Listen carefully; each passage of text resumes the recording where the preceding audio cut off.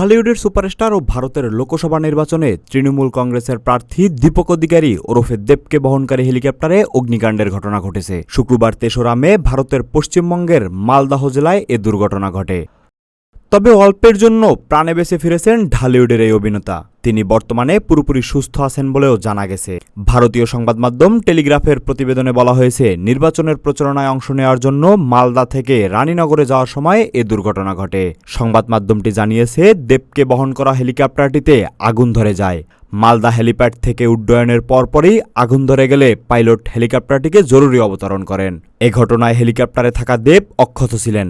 ঘটনার পর তিনি সড়কপথে গন্তব্যের উদ্দেশ্যে রওনা হন।